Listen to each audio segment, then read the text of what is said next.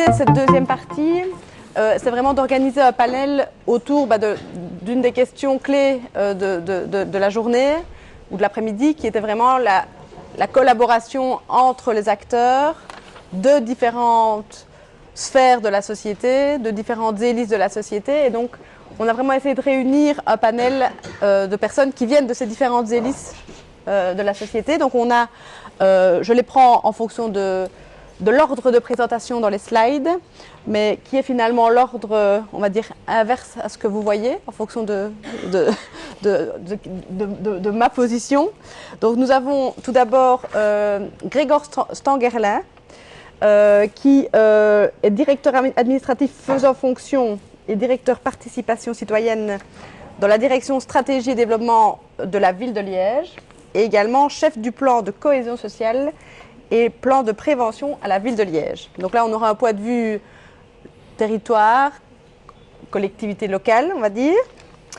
Je le laisserai peut-être chacun se présenter. On a également ensuite Amélie Cardane, qui est Business Group Leader Manufacturing, donc je la laisserai expliquer, Mobility Solution, donc qui travaille en gros chez Agoria, donc plutôt une fédération d'entreprises qui représente plutôt le secteur privé.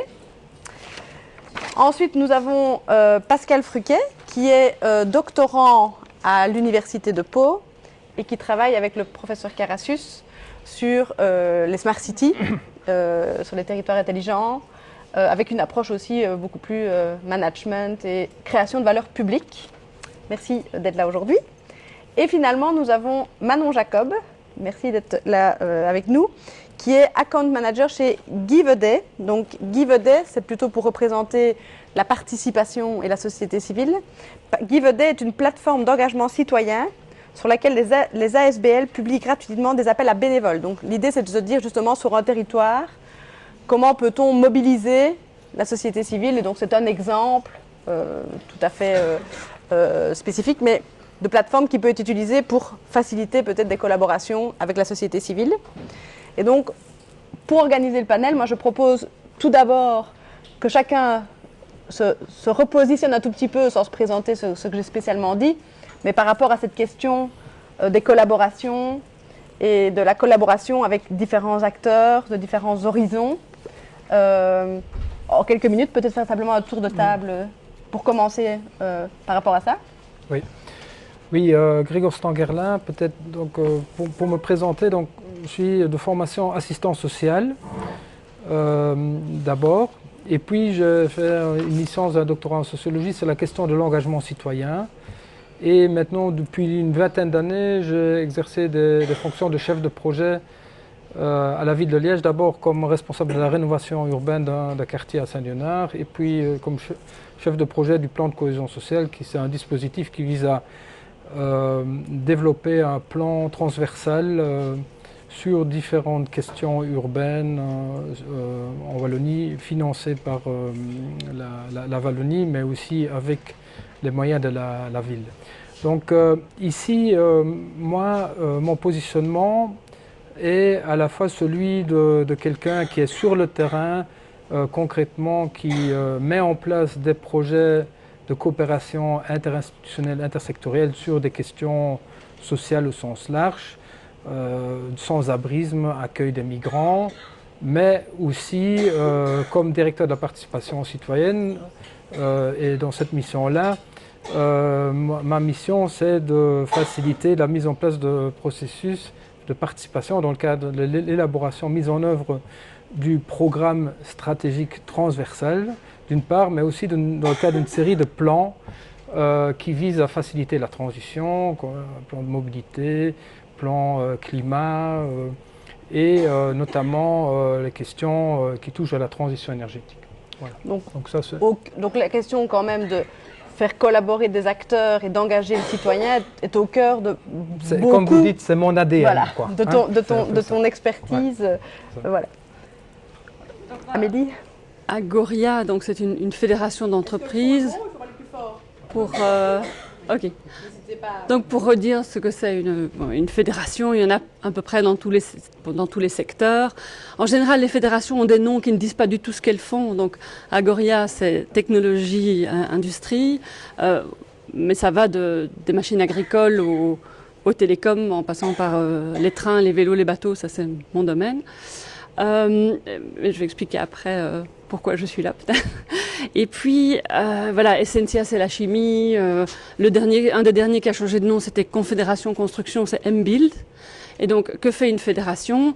Elle assiste ces entreprises, soit en matière de réglementation, elle fédère, elle fédère les intérêts, elle va pouvoir communiquer avec les différentes parties prenantes et représenter l'industrie plutôt que chacun aille de son côté se représenter auprès des politiques ou du public ou d'autres. Donc, c'est aussi des campagnes de communication. Il y a de tout. Comme nous, on est... Je regarde mes collègues qui sont dans le fond, ça va? Vous criez hein, si on n'entend pas. C'est pour tout le monde, hein, mais c'est parce que je me dis, c'est vrai que si... Et bon, comme nous, on est une grosse fédération, on est 200, on a aussi toute une série de services transversaux en matière d'aide aux ressources humaines, à la législation environnementale, c'est très, très, très large, fiscalité, réglementation en tout genre. Et alors, donc moi je m'occupe plutôt de ce qui est mobilité, notamment Smart Mobility. Donc j'ai pas mal de membres dont je m'occupe qui ont pour clients des autorités publiques, que ce soit des autorités locales ou des infrabels ou d'autres. Et puis sinon, c'est vrai que j'ai un passé, notamment chez Tractebel, en mobilité. Donc c'est vrai qu'on était aussi confrontés à cette collaboration avec les villes et communes, avec les problèmes que peuvent se poser justement dans cette opposition, ou en tout cas cette vision qui est parfois différente entre le privé qui est là avec son nombre d'heures à faire et le public qui est là avec son objectif, l'autorité publique qui est là avec un objectif qui est davantage sociétal. Et voilà. C'est ça, donc tu as aussi eu, de par ta carrière précédente et dans les activités que tu mènes maintenant, une expertise, voilà, des idées à partager en tout cas sur les freins et peut-être les manières de faciliter les collaborations entre acteurs, notamment privé-public ici. Pascal, peut-être donc repréciser un peu ta thèse et en quoi la collaboration des acteurs est aussi quelque chose qui te parle. Et ce que j'aime bien, c'est quand les collègues de table ronde font la transition. Ma collègue parlait d'objectif sociétal par rapport aux acteurs publics. Et effectivement, la thèse que je suis en train de terminer s'appelle « Politique de Smart City et co-création de valeurs publiques ». Et la valeur publique, c'est une manière finalement d'avoir cette lecture sociétale des différentes valeurs. Donc il y a la valeur privée, il y a la valeur qualité de vie, il y a des valeurs plus sociales, il y a des valeurs plus politiques, et il y a des valeurs qui ont plus trait à la relation avec les différentes administrations. C'est des valeurs que certains auteurs vont appeler les valeurs de confiance, ou les valeurs dites même idéologiques au sens d'alignement sur, non pas des idéologies au sens négatif du terme, mais au sens des idéologies. Donc cette thèse politique de Smart City et co-création fait qu'avec ce mot-clé dans le titre, vous comprenez que dans nos investigations, tant en explorant la littérature qu'en s'intéressant à différents terrains, donc terrains en France. J'ai réalisé plusieurs études de cas dans le contexte français. On a beaucoup travaillé sur les déterminants de cette co-création, les freins, les leviers, parce qu'effectivement, on va souvent rencontrer des acteurs qui sont plutôt partants pour aller vers la co-création, et puis qui ensuite, en pratique, vont soit rencontrer des difficultés qu'ils avaient envisagées qui se confirment, soit même d'autres que justement la recherche a permis de mettre en évidence. Et donc ça, on va pouvoir essayer d'un petit peu rebondir là-dessus, mais donc nous aussi, de par différents cas d'études, que ce soit en Wallonie par exemple, à l'international, on a étudié des cas aux États-Unis, au Portugal, même voilà, sur d'autres continents, on a vraiment aussi observé voilà, quels étaient les freins, mais quels peuvent être aussi certains leviers pour peut-être faciliter la pratique, parce que je pense que la plupart des gens maintenant, en tout cas le message de dire qu'il faut collaborer, je pense qu'il y a peu de gens dans les thématiques de transition et d'innovation qui ne vont pas venir avec ce mot-là. Donc ça, c'est un peu, peut-être une recette un peu trop facile. C'est dans la pratique, comment ça se passe, quels sont ces freins et comment activer des leviers. Manon, je te laisse peut-être aussi te présenter et expliquer en quoi la collaboration, l'application des acteurs dans des projets voilà, est important dans le cadre de ton travail. Merci pour l'invitation. La plateforme GiveD, sur un des slides que tu as montré tout au début, ça fait écho sur le projet initial de GiveD. Le fondateur, en fait, revenait d'avoir fait un PhD en Smart City à Berkeley University en Californie. Et avec ces compétences-là, donc ses compétences d'abord de mathématicien, mais surtout son projet social, l'idée qu'il voulait proposer, c'était une plateforme de rencontre pour répondre à un souhait des citoyens de pouvoir s'engager dans des projets locaux, des projets communautaires près de chez eux. Et d'où aussi ça rejoint l'outil digital qui un peu s'impose à nous maintenant. Donc on a développé cette plateforme qui existe depuis 2018 et on travaille principalement avec les communes, notamment la commune de Chaudfontaine. J'étais juste à côté de madame à l'atelier. On développe des partenariats avec les communes parce que la commune est le niveau de pouvoir le plus évident et le plus pertinent pour avoir un impact de cohésion sociale immédiat, local et proche de nous. Alors voilà, ça c'est un peu le contexte. C'est vraiment un outil, enfin, une plateforme qui permet de faciliter l'engagement citoyen sur des territoires, notamment au niveau communal. Ça fonctionne très simplement, ça fonctionne comme une plateforme de rencontre. Tout le monde voit plus ou moins le principe. Les associations, les ASBL, mais aussi les services communaux vont créer un profil qui est en ligne. Les citoyens désireux de s'engager vont aussi créer leur profil. Alors, ce profil-là, il n'est pas en ligne, il n'est pas visible pour des raisons GDPR, mais donc je peux mettre où je suis, mes compétences, mes centres d'intérêt, mes disponibilités. Et le matching, en fait, va se produire par le biais des annonces. Donc les ASBL ou la commune, en l'occurrence, va publier des annonces. Et donc pour le sujet qui nous occupe aujourd'hui, on peut très bien imaginer si on lance une enquête ou un appel à citoyens pour une participation citoyenne sur un projet spécifique, et bien que le service de participation citoyenne, par exemple de la ville de Liège, publie une annonce, c'est un moyen parmi tant d'autres. Et cette annonce va non seulement être en ligne sur la plateforme GiveD dédiée pour la commune. Elle peut être via un autre moyen aussi publiée en ligne sur le site de la commune. Et l'intérêt, c'est que le citoyen va en prendre connaissance, soit spontanément parce qu'il est à la recherche de projets solidaires et donc il va pouvoir postuler en quelque sorte. Mais également, le système est conçu de telle sorte qu'on va identifier dans la base de données des bénévoles les gens qui justement ont le profil recherché. Et ces gens-là vont recevoir une notification, un email, voilà, on a trouvé quelques projets qui peuvent vous intéresser, vous pouvez postuler. Un petit point important, je pense aussi, c'est, il me semble que dans les projets Smart City, comme on l'a dit, l'acteur public joue un rôle central et doit le rester. Mais je pense nous, en tout cas à l'Institut, on avait aussi beaucoup évoqué l'idée que ça ne doit pas nécessairement être toujours à l'initiative, que chaque projet ne doit pas nécessairement être à l'initiative du pouvoir public. Donc pour moi, il pourrait y avoir d'autres acteurs qui postent des annonces dans une démarche Smart City. Donc pour moi, une démarche de transition durable et intelligente, il y a évidemment la porte d'entrée publique qui reste fort importante parce que voilà, sur le territoire, il y a quand même toujours une autorité publique. Mais l'idée, c'est que pour moi, ça pourrait même être posté par une ASBL ou même par une université qui proposerait un projet. Ça, c'est peut-être important. Je vais peut-être demander à chacun, vu que vous avez tous été confrontés, vous avez tous une expérience très intéressante dans cette idée de faire collaborer des acteurs. Donc, l'idée de base, c'est de dire qu'en collaborant, chacun va pouvoir normalement avoir des points de vue complémentaires, apporter quelque chose de complémentaire, et ça devrait permettre d'innover. Donc ça, c'est l'idée, on va dire, de base très simplifiée. Et donc la littérature va prôner ça en disant, si on veut vraiment créer une vraie transition, il va falloir aller au-delà de ces silos et collaborer.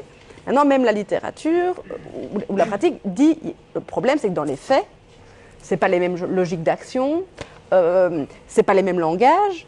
On parle peut-être parfois de la même chose, mais en fait, le citoyen va parler de quelque chose avec d'autres mots que l'autorité publique, que les entreprises, que l'universitaire.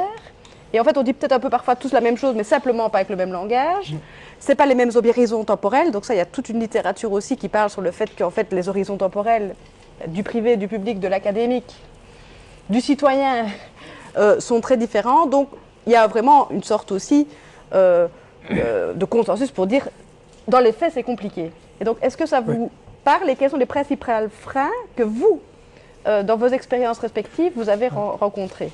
Alors bien sûr, ça me parle, mais je pense que le plus grand problème, on l'a évoqué à plusieurs reprises, c'est aujourd'hui on a une société excessivement, qui fonctionne excessivement en silo, et ce cloisonnement est vraiment fortement institutionnalisé.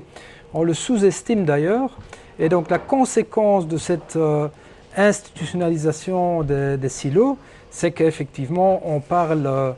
les cadres sont différents, le langage est différent, la problématisation est différente, et donc nous n'avons pas de vision commune des choses. Donc ça, je dirais, on revient après au niveau de la facilitation, ça, on l'a dit aussi, c'est un élément fondamental. Au-delà de ça, en tout cas je parle ici du point de vue d'acteurs publics, on sous-estime aussi cette institutionnalisation des politiques publiques, cette sectorialisation des politiques publiques qui renforce encore les choses. Si aujourd'hui on se rend compte que dans les années 90, on a pris conscience de la division de travail poussée, de la cloisonnement excessif, c'est qu'on a commencé à faire de la coordination intrasectorielle, mais au niveau intersectoriel, dans tous les domaines, il y a vraiment des grandes difficultés. Je prends des exemples aujourd'hui très simples sur la question du sans-abrisme. À Liège, c'est une thématique très très forte, mais sans une coopération entre l'action sociale, la santé et le logement, il devient tout à fait impossible de travailler. Et donc, se pose la question, mais d'abord, comment est-ce qu'on peut créer alors un cadre favorable? Donc moi j'aime bien cette idée des espaces de dialogue d'abord, hein, parce qu'il faut d'abord commencer à se comprendre, à se connaître, hein. Je rappelle aussi un élément très très important, en tout cas pour les institutions publiques. Aujourd'hui en Wallonie, on a fait une enquête récente qui a montré, donc c'est l'IWEPS qui montre cette enquête sur les institutions et la confiance dans le politique et dans les institutions. Il y a 85% de la population n'a plus confiance dans le politique et dans les institutions publiques.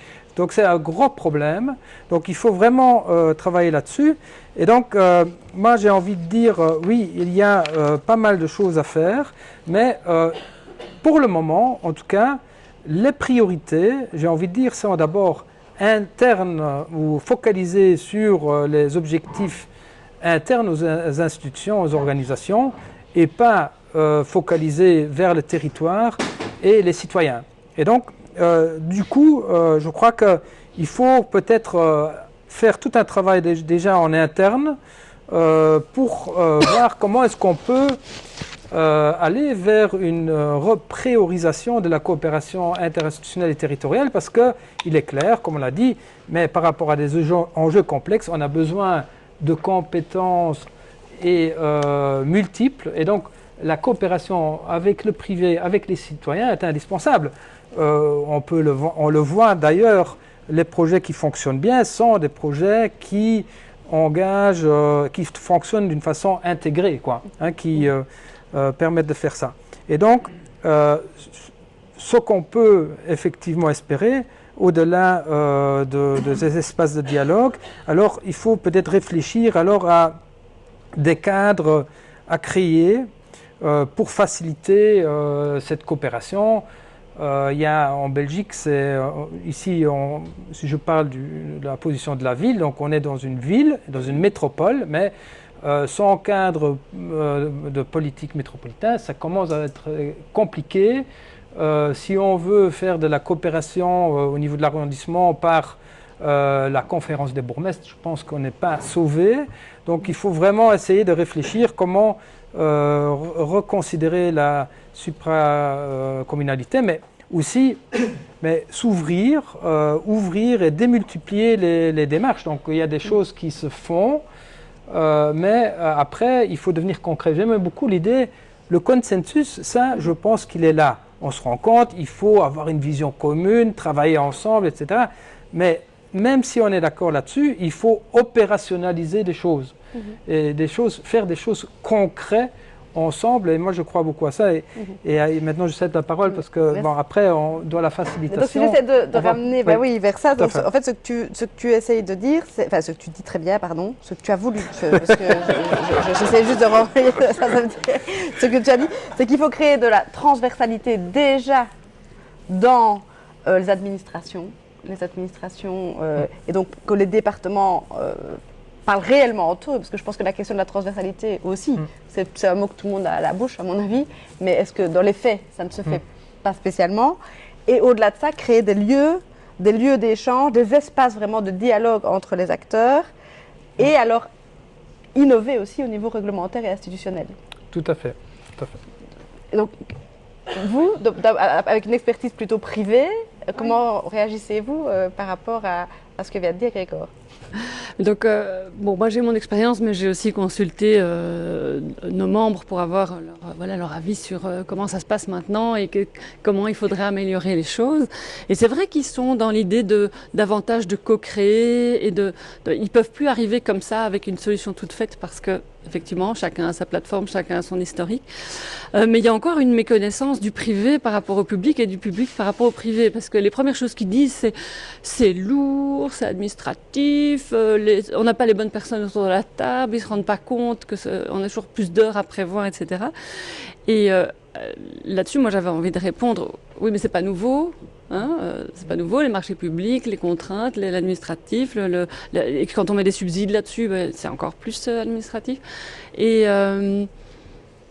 oui, voilà, il faut se connaître, quoi. Il faut savoir qu'effectivement, on ne travaille pas de la même façon, il y aura plus de rapportage, il y aura plus de justificatifs, etc. Mais en s'organisant bien, normalement, ça doit pouvoir fonctionner. Et maintenant, c'est vrai que dans mon expérience, qu'on avait toujours des surprises parce que chacun fonctionne un peu différemment et donc il y a des choses qu'on n'avait pas prévues. Et quand on est une logique de bureau de consultance, on a prévu autant d'heures, on était en concurrence, on a dû gratter, c'est la moindre réunion supplémentaire, il faut se rendre compte au niveau des communes ou des administrations que c'est vraiment gênant. Et c'est pas parce que, parfois on avait l'impression qu'on nous prenait pour des gros riches qui venaient pour profiter des finances publiques, alors qu'au contraire, en fait, c'était des heures supplémentaires, il y avait un travail.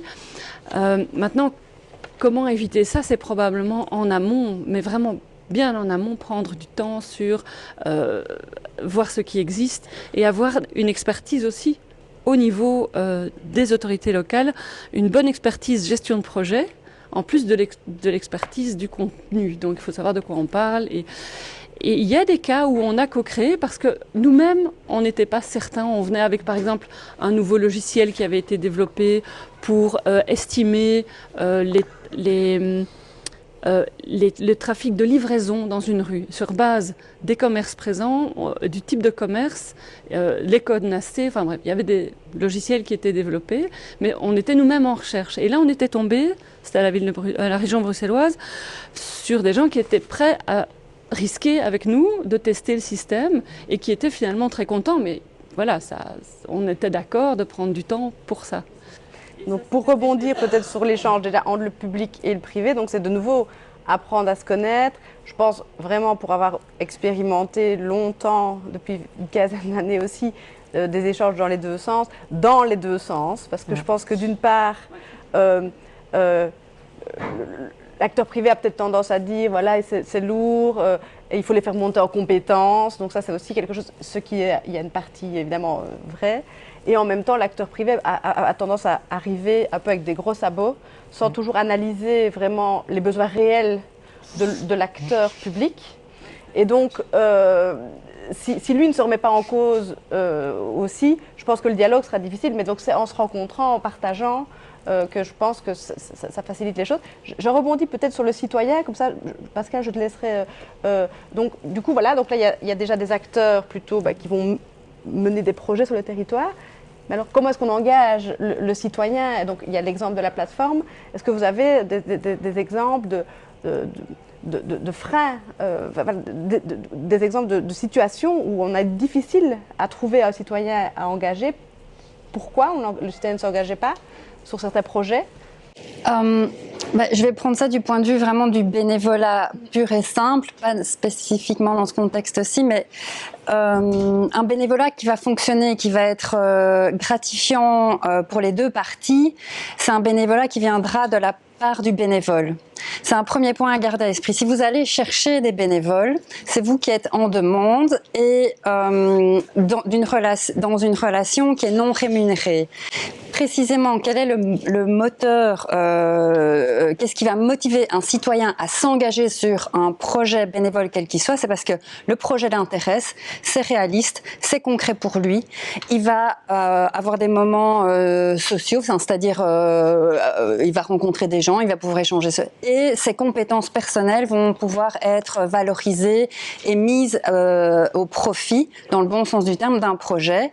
Donc, le bénévole, on doit lui offrir une expérience puisqu'il ne va pas gagner d'argent. Donc le frein, il est là.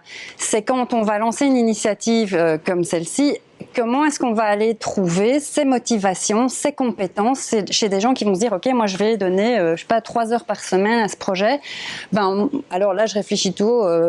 Si c'est dans mon quartier, ça me concerne. En tant que citoyen, ça m'intéresse, mais comment même en tant que citoyen, je passe du temps à ça. Voilà.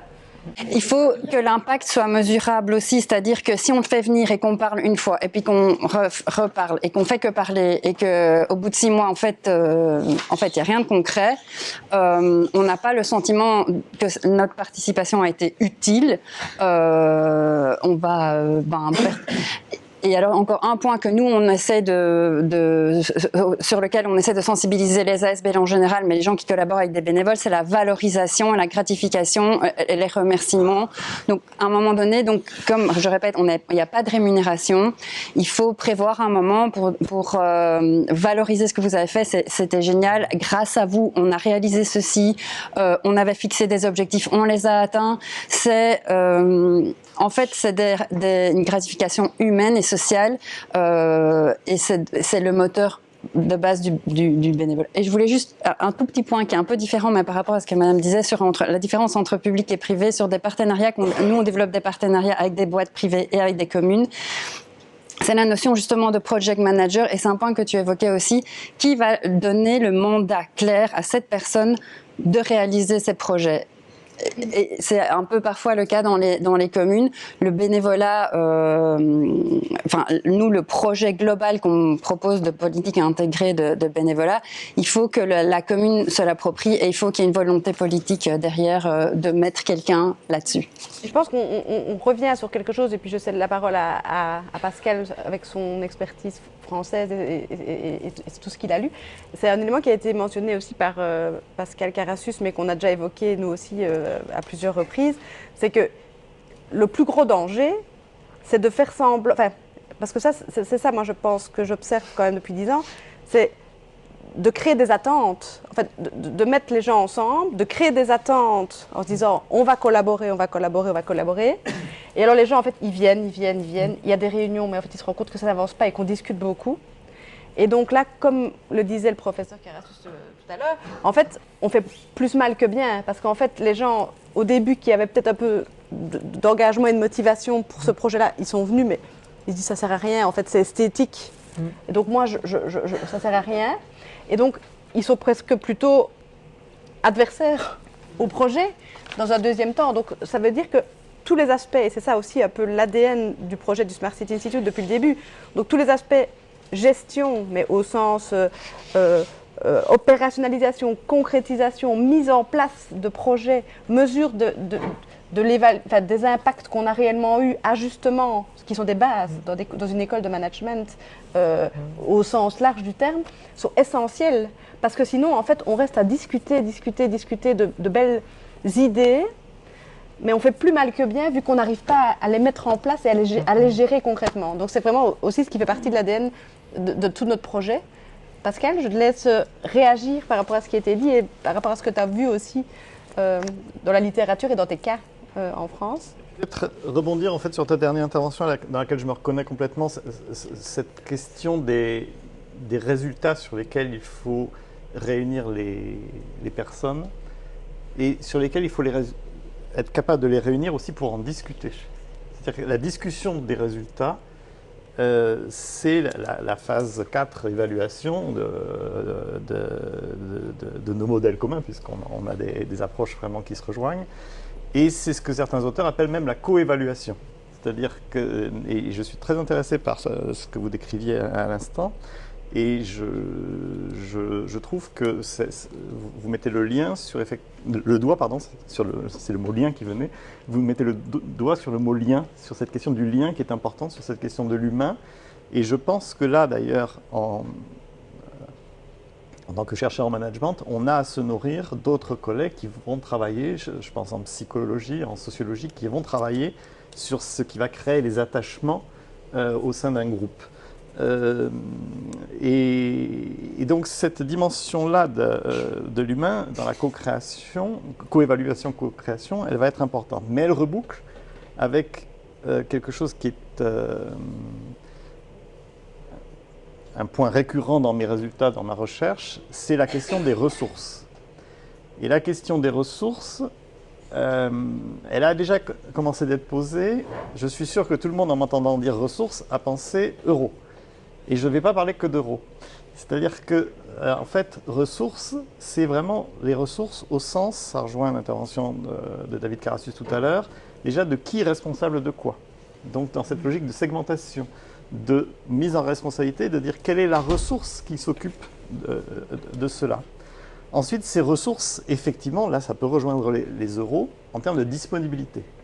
Et ça, c'est un vrai souci sur des collectivités, et c'est ce que j'ai un peu mieux compris au travers de ma recherche, qui peuvent en fait se faire piéger par un discours vraiment sincère sur la co-création et être débordés soit par d'autres sujets, et accessoirement, quand on veut utiliser des plateformes technologiques, il va falloir les fiabiliser, s'assurer de leur cybersécurité.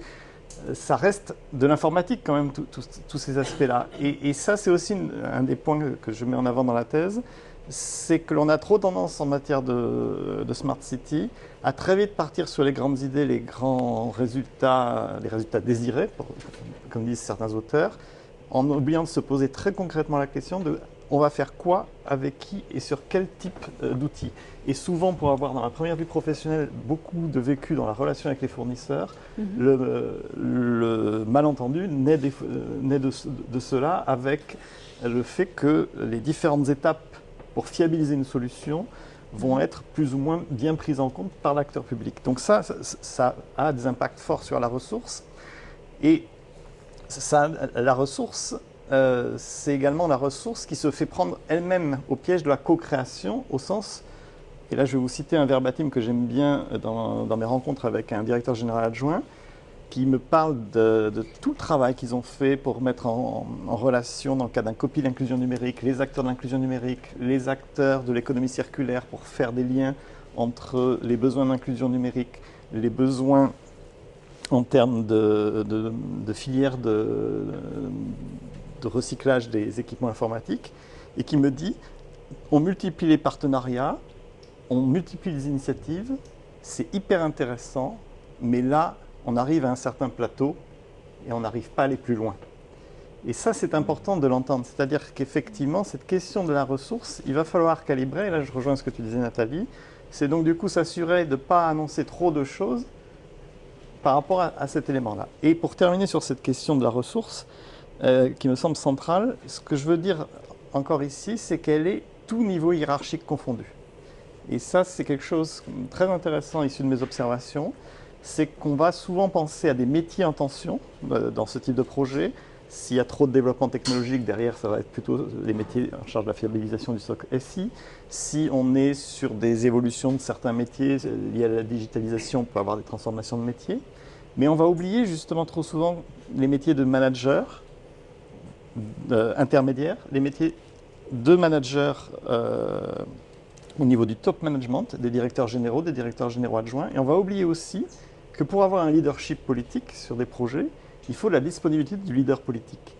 Et sur deux de mes terrains d'observation, j'avais deux personnes qui avaient vraiment cette vision Smart City, mais les deux sont deux personnes qui sont élues tout en ayant à côté une activité professionnelle importante, à un âge de la vie où elles ont des enfants en charge.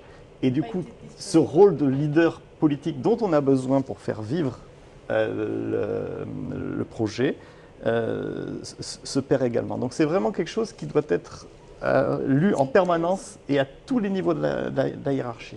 Merci. Pour ne pas qu'on fasse trop long, moi j'aurais quand même aimé, je vous laisse chacun réagir pour clôturer, mais moi il y avait une question, quand tu parles de ressources, etc., que je voulais mettre sur la table dans les collaborations. Donc mon sentiment est que dans beaucoup des questions de transition, parce que toi tu reviens quand même beaucoup sur le numérique pur, mais nous vraiment, la Smart City, on la voit comme une transition vers la durabilité donc, des projets qui ne sont pas purement numériques, pour nous, font partie des projets durables et intelligents du territoire. Donc ça, c'est peut-être important de le clarifier, même si, évidemment, que le numérique est indissociable aujourd'hui de la société dans laquelle on est et que la transition devra passer par du digital. Et donc, en gros, moi, ce que j'observe beaucoup, c'est qu'il y a beaucoup de dépendance en termes justement de ressources, et là je parlerai plutôt financières, mais finalement les ressources humaines sont à des subsides, notamment européens, etc. Et alors j'ai parfois l'impression que ces collaborations, etc., sont à un moment donné un petit peu poussées parce qu'on a obtenu un subside, on essaie de collaborer. Par contre, on ne sait pas très bien comment le concrétiser, comment le gérer. Il y a pas une ressource, il y a des ressources, mais c'est pas très clair, etc. Et puis là, on passe 2-3 ans, on fait des choses, et puis le subside s'arrête. Et là, j'ai l'impression que c'est un nœud aussi dans tous ces enjeux de transition, quels qu'ils soient. C'est comment faire pour que les dynamiques mises en place sur un territoire, entre les acteurs, ne soient pas drivées par l'obtention d'un subside européen, et qui fait que dès que c'est fini, en fait, ça n'a pas beaucoup avancé.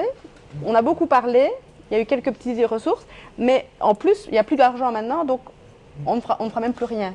Donc je ne sais pas si ça peut être lié à vos dernières remarques, mais je trouve que cette question de la ressource et les subsides, voilà, me semble essentielle. Mais ça me semble évident. Donc c'est vrai que c'est un des grands écueils de la logique de projet. On se rend compte, on fait des projets, et les projets fonctionnent systématiquement à côté des missions de base des institutions. Donc dès le départ, quand on fait des projets européens, qui me semble un excellent outil, je crois qu'il faut faire en sorte que les projets permettent de créer l'innovation dans les missions de base de l'institution. Et on parlait des éléments facilitateurs, ou si tu disais, mais il me semble évident qu'une fois qu'on a le dialogue, le diagnostic, partagé, une vision, alors si on veut avancer, mais il faut tester des processus, faire des petits projets à petite échelle pour avancer concrètement à des micro-projets. Et je pense que c'est la seule chose pour créer la confiance, pour se dire « ah oui, ça marche », pour tester, montrer que c'est efficace. Mais ça nécessite effectivement l'implication des acteurs à tous les niveaux de l'institution. Si on a à nouveau que l'équipe projet qui est complètement déconnectée des choses, on a aujourd'hui des défis énormes au niveau de la transition, sur la question de l'énergie, de l'habitat. Et là, je pense que c'est à nouveau un bel exemple où on peut créer des collaborations, mais aujourd'hui, on est encore dans la logique, je vois bien ma propre ville, depuis 20 ans, quand on parle de politique de logement, c'est comment est-ce qu'il faut faire. Il y a deux outils. Il y a le réglementaire, et alors il y a une sorte de croyance dans les institutions publiques, c'est phénoménal. C'est de croire que parce qu'on crée un décret, une réglementation, que ça va avoir un impact sur le terrain. On sait que ce n'est pas le cas, ce n'est pas suffisant. Et l'autre élément, c'est de se dire, mais le seul outil d'avoir des ressources, c'est des subsides. Or, effectivement, c'est quelque chose de très limité en termes d'impact. Donc, du coup, il faut vraiment réfléchir, mais comment est-ce qu'on peut trouver des formes de financement des actions beaucoup plus mixtes. Et il est évident, quand on développe, la ville a adopté par exemple son projet du territoire, une vision à l'horizon 2050, on sait qu'il y a certaines zones du territoire qui doivent être complètement renouvelées, donc il est évident qu'on a besoin d'investisseurs pour créer des nouveaux équipements, des espaces publics, mais aussi des logements. Donc, je pense qu'il faut se mettre autour de la table et voir comment faire. Et ce n'est pas uniquement avec un marché public. À nouveau, le marché public, par définition, ne crée pas de partenariat. C'est vraiment le contraire du partenariat. Donc, il faut vraiment réfléchir à d'autres modalités. Mais en tout cas, pour revenir au projet, moi, j'ai plutôt l'impression que si, au niveau d'un projet, notamment européen, c'est uniquement l'argent qui motive les partenaires, ce que j'ai pu observer aussi, je pense que ce n'est pas très utile de le faire. Je crois que c'est plutôt l'innovation, le besoin de changer d'approche qui est important. Et là, il y a des cadres intéressants, je trouve, notamment les projets Urbact permettent justement de focaliser les choses sur comment est-ce qu'il faut avoir une nouvelle approche des choses. Et alors, mais on crée des prototypes, des tests et on met en place des actions très concrètes. Et ça, je pense que ça, c'est important. Faire des actions concrètes est indispensable pour avancer ensemble. Et en démultipliant les petits projets, je pense qu'on peut changer une dynamique. Parce que souvent, on parle de changement de paradigme, mais dans les faits, c'est la multiplication de micro-dynamiques qui vont à un moment donné changer d'action. Mais là, c'est en tout cas du côté des pouvoirs publics, je crois que les pouvoirs publics doivent être conscients aujourd'hui qu'ils ne peuvent plus faire les choses seuls et qu'ils ont besoin de la recherche, qu'ils ont besoin des entreprises et qu'ils ont besoin des citoyens. Parce qu'il y a des ressources en fonction des domaines très diversifiés. Mon collègue ici de la ville pourrait en parler, le plan Canopé par exemple. C'est bien, on plante des arbres, mais 50% même pas sur l'espace public et le reste c'est au niveau des entreprises, c'est les citoyens et on a besoin de relais à nouveau, de compétences diversifiées et en fait un projet fonctionne, c'est s'il y a tout un territoire qui se mobilise. Et c'est ça aussi qui est intéressant dans des projets territoriaux, c'est que ça crée des dynamiques, des rencontres, et c'est un effet démultiplicateur, alors que si on reste dans des fonctionnements cloisonnés, ça ne produit rien.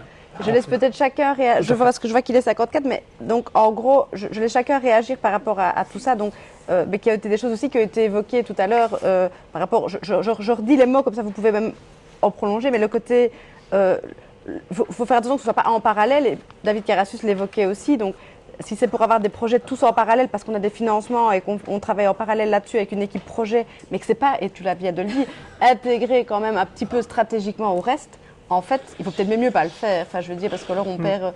et donc peut-être chacun une réaction par rapport à tout ce qui a été dit. Je sais que c'est pas évident, parce que le temps est très serré, mais en 2 minutes... Voilà. On peut faire court. Mais donc, moi, j'abonde dans votre sens parce que c'est vrai que dans les projets européens, il y a vraiment un écueil sur la dissémination et sur l'utilisation des résultats. Et c'est même parfois révoltant de voir comment on lance encore des projets, je ne sais pas moi, en covoiturage, alors qu'on a déjà des tonnes, et qu'on a déjà appris beaucoup de choses. Et soi-disant, quand on débarre le projet, on doit tenir compte de ce qui a été fait avant, mais il y a une telle documentation qui existe et c'est important sans doute pour les villes qui s'impliquent dans des projets européens de voir au-delà du prestige ou de se dire vraiment ok, mais qu'est-ce que j'ai vu chez mes voisins et de vraiment voir ce qui se fait chez les voisins ou un peu plus loin, parfois la commune d'à côté ou au-delà des frontières. Parce que souvent, voilà, les choses existent. Et quand on va voir chez le voisin aussi, il faut faire attention, pas juste se laisser jeter la poudre aux yeux et aller gratter et demander c'est quoi les problèmes. Traitement, comment ils ont géré, quelle est la ressource, parce que je pense que c'est ça.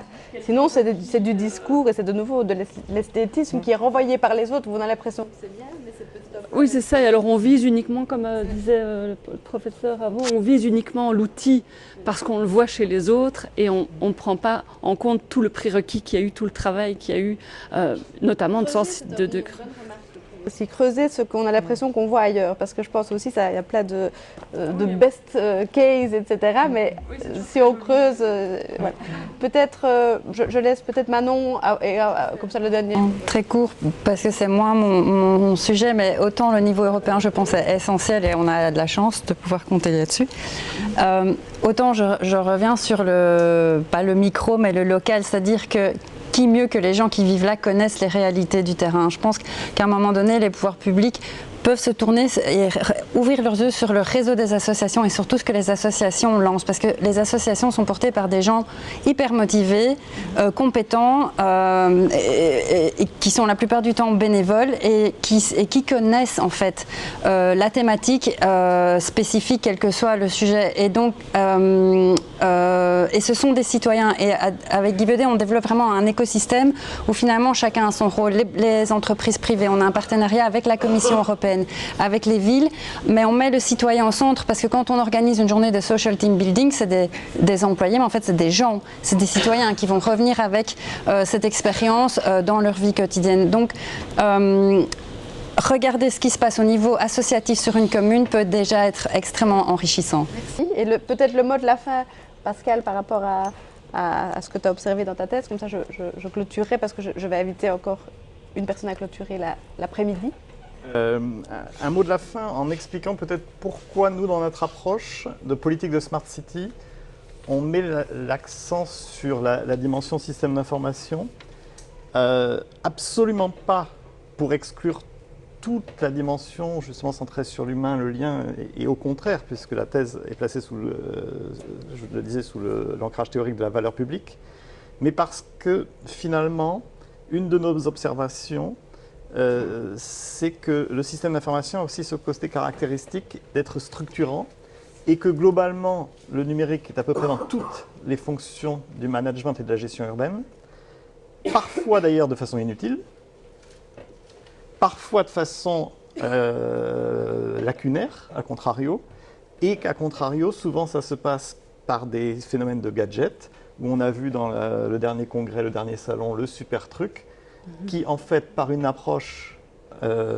autre, peut se faire soit avec les solutions déjà existantes, soit en allant même sur des choses en termes de low-tech. Et là, pour moi, il y a deux outils de levier dans le pilotage de ces politiques de Smart City telles qu'on les a regardées.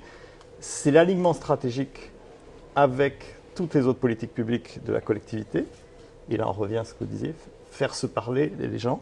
Et je pense à une collectivité que j'ai observée où dès que quelqu'un arrivait, une direction métier, un citoyen, un élu arrivait avec une idée, c'était mis à un niveau d'instruction pour qu'on regarde l'alignement en termes de transversalité. Et l'autre élément, qui est difficile à faire vivre pour des raisons que j'évoquais tout à l'heure et d'autres, mais je crois beaucoup à ce que vous dites, c'est effectivement se poser la question, quelle est aussi la vie des citoyens. Je pense en termes de smart lighting par exemple, où on prend des décisions des fois très top-down sur les solutions que l'on met en place, sans avoir travaillé avec les citoyens sur le sujet, et finalement on passe par du déploiement d'objets technologiques sur le smart lighting pour arriver à l'extinction. Alors, au final, il valait peut-être mieux garder les bons vieux réverbères et faire un coup de switch-off. Je le fais en version caricaturale, mais c'est pour dire l'importance en fait, d'avoir ces deux dynamiques de gouvernance qui fonctionnent. Voilà, l'alignement stratégique et l'alignement sur le territoire. Merci beaucoup. Je vois que le temps passe et donc ce que je propose pour pas que ce soit trop long, c'est qu'on continue les discussions autour d'un verre dans 5 minutes.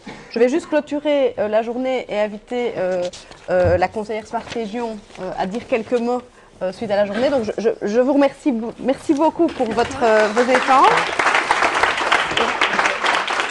Donc en guise de clôture, moi je ne vais pas faire long parce que je vois que le temps est serré, mais donc c'est vraiment quelque chose qui résume énormément de messages qu'on essaie de faire passer depuis une quinzaine d'années avec toute mon équipe, mais l'importance d'une stratégie, d'une approche stratégique, pas siloter, pas faire les choses en parallèle, avoir juste une équipe projet qui est un peu découplée du cœur pour les aspects de transition, ça ne marche pas. C'est juste basé sur des financements, etc. Ça n'ira pas. L'importance de la performance. Alors parfois dans les sujets de transition, on me regarde performance, comme si j'avais dit performance au sens quel a été l'impact du projet, comment est-ce qu'on récompense ou qu'on félicite et qu'on célèbre les succès, qu'on dit merci aux gens qui ont participé au projet parce qu'on a atteint des objectifs. Donc pour moi, c'est ça que j'appelle la performance, l'évaluation du projet, pas dans un autre sens. Voilà, donc je ne vais pas être beaucoup plus longue parce qu'on a évoqué beaucoup d'éléments, mais en tout cas, je laisse la parole à Isabelle Rawart, qui est conseillère Smart Région, il ne marche plus, à l'Agence du numérique et qui va clôturer cette journée puisque nous sommes depuis bientôt 10 ans, 9 ans exactement, le référent académique de la Wallonie sur les thématiques Smart City, Smart Région. Oui. Merci Isabelle. Merci Nathalie. Moi je voulais clôturer sur ce que j'ai retenu, le mot humain qui est vraiment au centre, je trouve, de notre après-midi.